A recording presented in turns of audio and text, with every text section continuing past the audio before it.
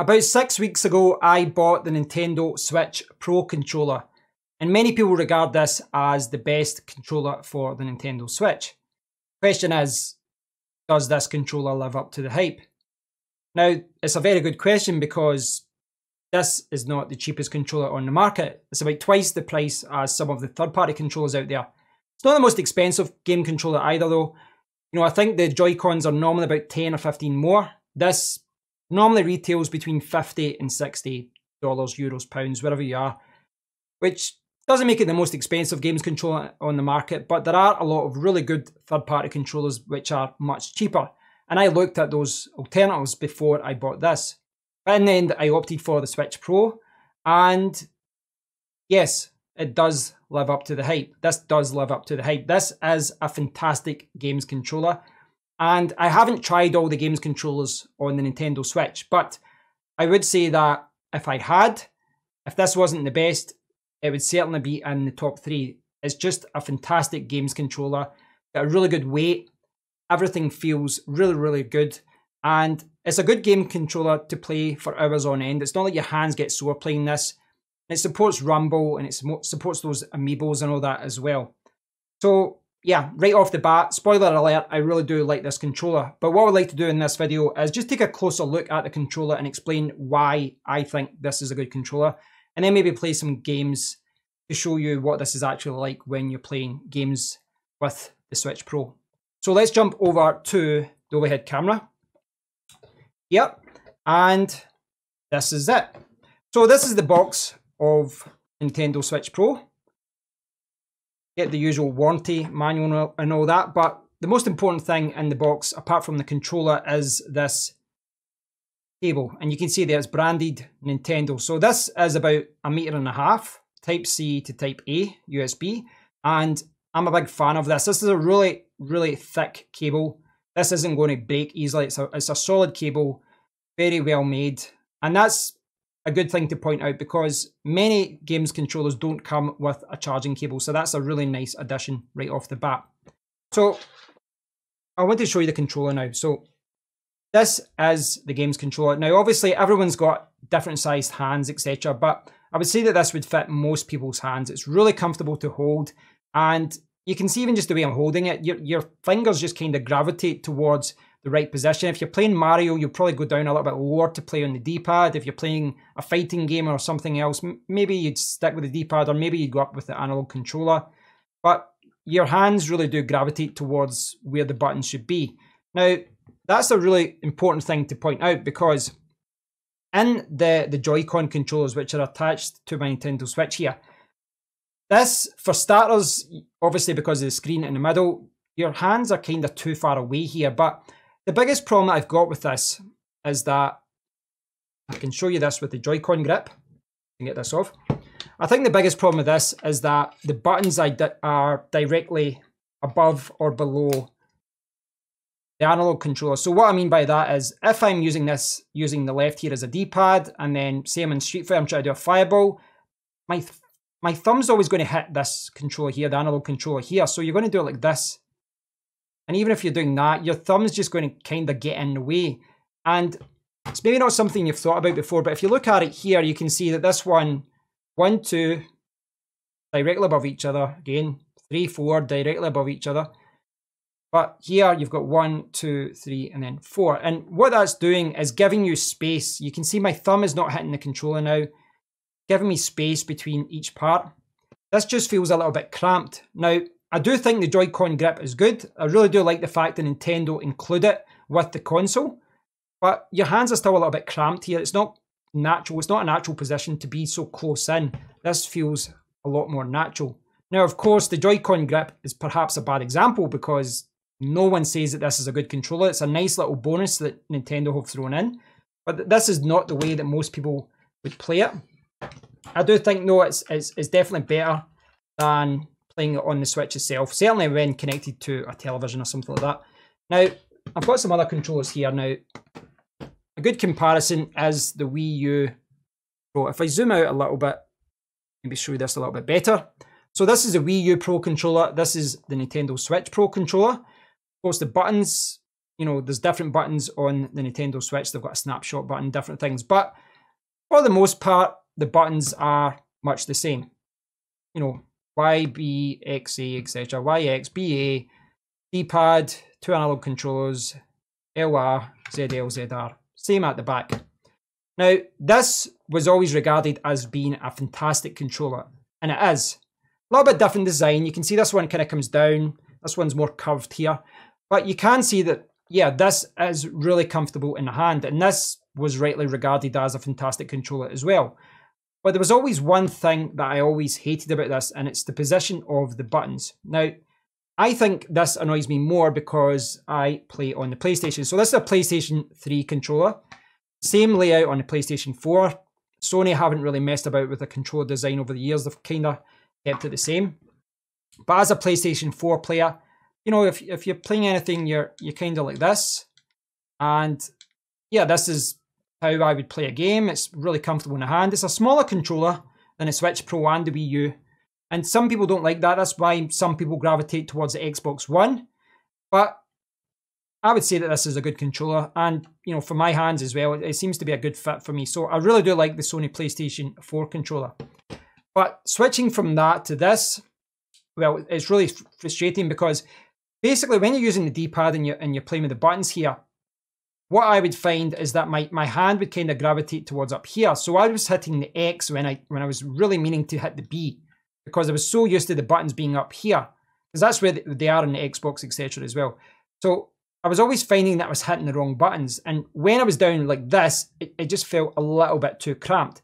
Now, it wasn't like that for every game. Certain games, it worked good when it was like that, or it was like that. You know, depending on what you were playing, sometimes this was a fantastic controller. But I'm so glad that they switched it. I'm so glad that they switched to this button layout. It works so much better with the buttons being up here and the analog controller being down there. It works so much better in my opinion. And that is one of the reasons why I would say that you can use a Bluetooth adapter to use the Wii U Pro controller, and many people do because you get great battery life on this. But I think that the Switch Pro is a better controller. As far as being a better controller than, you know, other controllers in the market, Xbox One, etc. I don't know, it's a little bit tougher to say that one because I'm so used to playing the PlayStation 4 controller, but I do think that this is probably a little bit more comfortable in the hand. It's a little bit weightier, but it's just really, really comfortable. And just the way that I hold this controller, I don't know. I just think that the Switch Pro controller, they've got a lot of things right. Just a little bit extra size here, a little bit extra weight, and it just makes it a little bit more comfortable. But I don't think there's too much between them. I think between the Xbox One, the PlayStation 4 controller, and this, it really is a preference thing. I don't think there's too much between them, and I'd really be nitpicking if I said one was better than the other. But what I would like to do at this point is play a game or two, and I want to demonstrate why I like this, and just play a game and just talk about why I like this a little bit more, because it's important for me to show you me playing it, because again, with the Joy-Con grip and all that, I always felt it was a little bit cramped, and certain games are just terrible. For example, the Street Fighter games on this, I wouldn't say it's unplayable, but it's not enjoyable either. It's just not enjoyable to play Street Fighter games on this. It's really, really difficult to pull off moves and anything like that. So let's jump over and we'll play some games, and I'll show you me playing with the Switch Pro. So here I am with Super Mario Maker 2. This is an extremely fun game, but it's also quite difficult. Certainly some of the courses are extremely testing, and you have to have a good controller for this because you need to press the jump button at the correct time. And if you're playing with the Joy-Cons or perhaps a third-party controller, well, you might not have as much success as you should. So I've got the overhead camera here so that I can show you me playing it. Hopefully me sitting at a funny angle will not make this too difficult.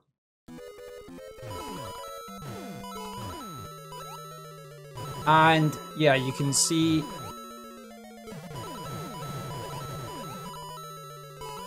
this as... So there, I was basically about a quarter of a second too early or late there. And that's how hard this game can be. Can you imagine doing this with a bad controller?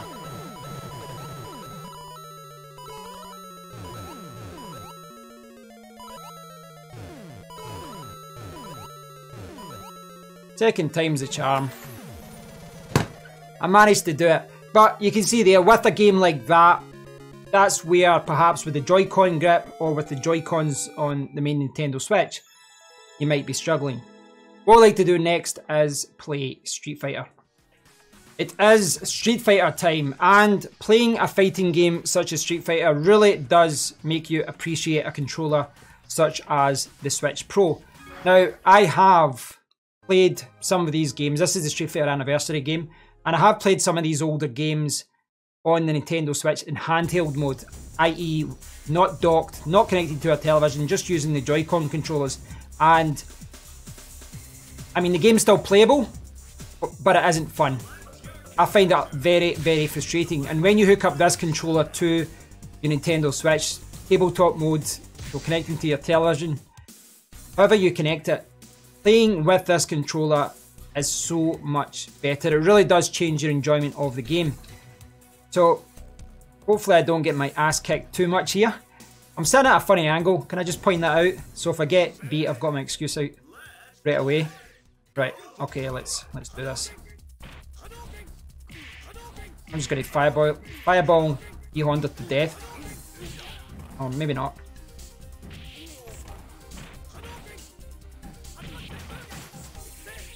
Did I get him? Yeah.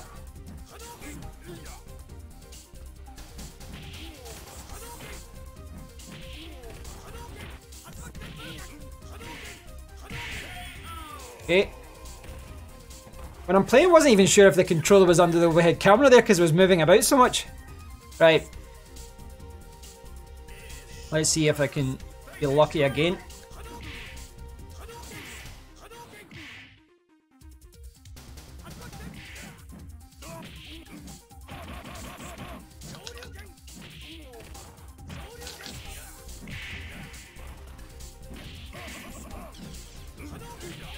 Uh-oh. Okay, I'm not doing as well here. I missed him.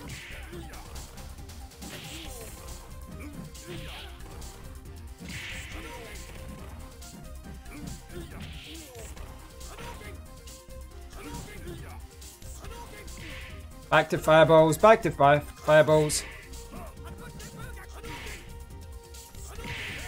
Okay, cheap finish, but I did manage to get the win there. Now, again, it's hard to show this on camera, but playing a game such as this, Mortal Kombat, any kind of fighting game, it's so much better when you're playing with the Switch Pro.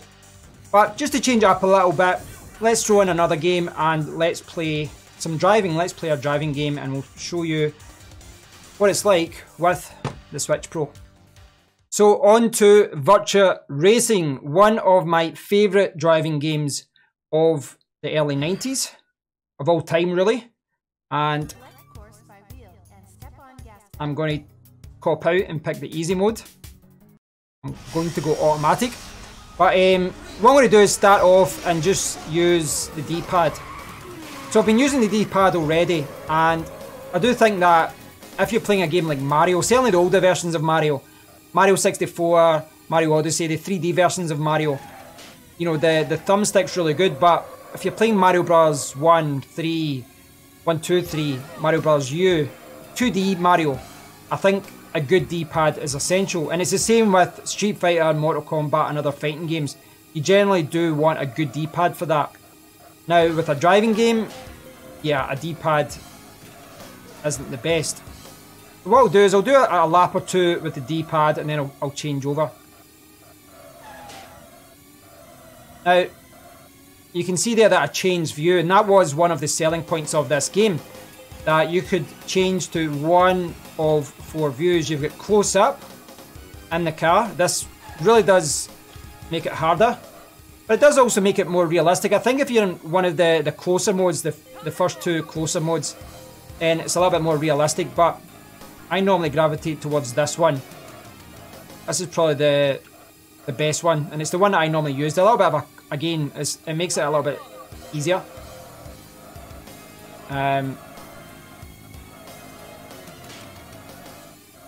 This one, probably even easier still.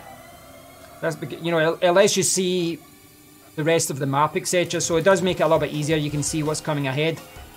Back in the day, you couldn't actually see the rest of the map because it would be generating, but in the Nintendo Switch, this arcade port allows you to see what's coming ahead. So I've done 2 and a bit laps now with the D-pad. I'm going to switch now to, I can do it, switch from the D-pad to the thumbstick. Analog controller. Now, see, I'm taking that corner wrong because I'm too close. I'm so used to using this mode.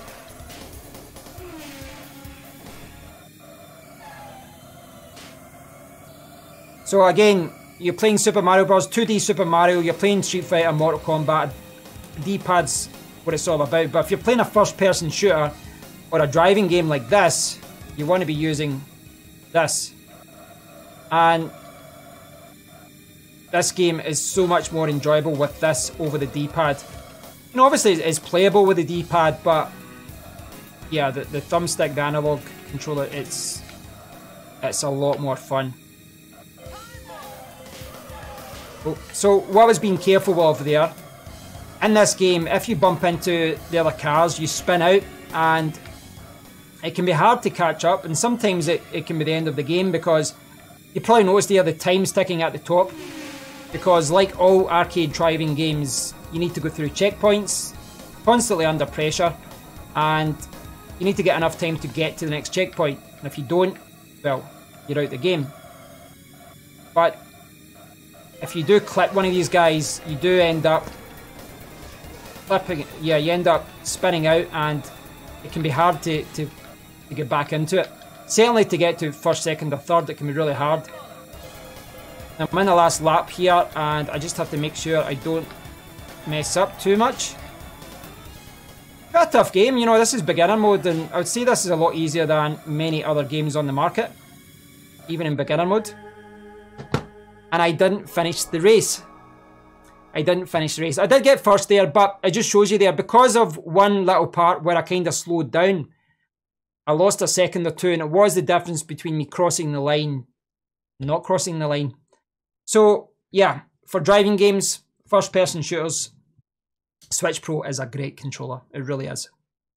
I hope you've enjoyed this look at the Nintendo Switch Pro controller.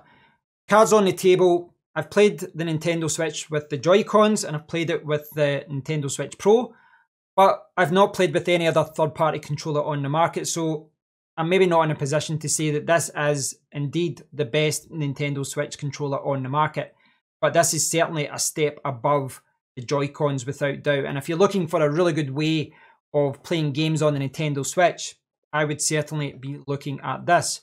Of course, it is a little bit more expensive. There are cheaper options out there.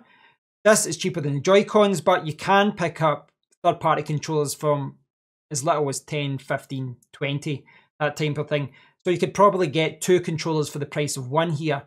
Now, despite the fact I've not played with other controllers on Nintendo Switch, apart from the Joy-Cons, I've obviously played with other controllers before in the past. You know, I'm 40 years old, I'm an old man, I've been playing games since the Atari 2600, and I've played with dozens upon dozens of different controllers over the years. And I'm not saying this is the best games controller of all time, because, yeah, that's a preference thing. But I definitely think this is up there with one of the best controllers. And I think that this stands shoulder to shoulder with the PlayStation 4 controller, with the Xbox One controller. This is a premium controller. It's got rumble. It's got a really nice weight to it, a really nice feel to it. And you don't get cramped hands after using it. It's not like playing this for hours is going to hurt your hands. I think it's a good solution for fighting games, for platform games, for first-person shooters. For most games, really, this is a fantastic controller. Of course, there is still a place for Joy-Cons. There's a lot of party games and different games on the Nintendo Switch where a Joy-Con controller is really good. And, you know, if you're looking to buy 2 or 3 additional controllers to have 4-player games, well, you might want to cheap out on the second and third controllers. You know, maybe pick up something a little bit cheaper. Keep this controller for yourself and give the cheap ones to your friends. But I definitely think if you're looking for a good controller, if you want to be playing FIFA or any game out there, this is a fantastic controller. And I do think that for a lot of people, if you can pony up an extra 10, 15 or 20 to go from the third-party controller to this, I think that in the long run, you'll be glad. So Thanks for watching, guys. I hope you've enjoyed this look at the Nintendo Switch Pro controller, and I hope those of you who have perhaps been sitting on the fence have maybe got a better understanding as to why this controller is well regarded, why so many people think this is one of the best controllers on the market. But I'd love to hear from you guys. Please do leave a comment below. Let me know what you think about this controller. There might be some of you out there that bought this and didn't like it and prefer another one. So I'd love to hear your opinion. Please do leave a comment below, and I'll speak to you all in the next one. Take care.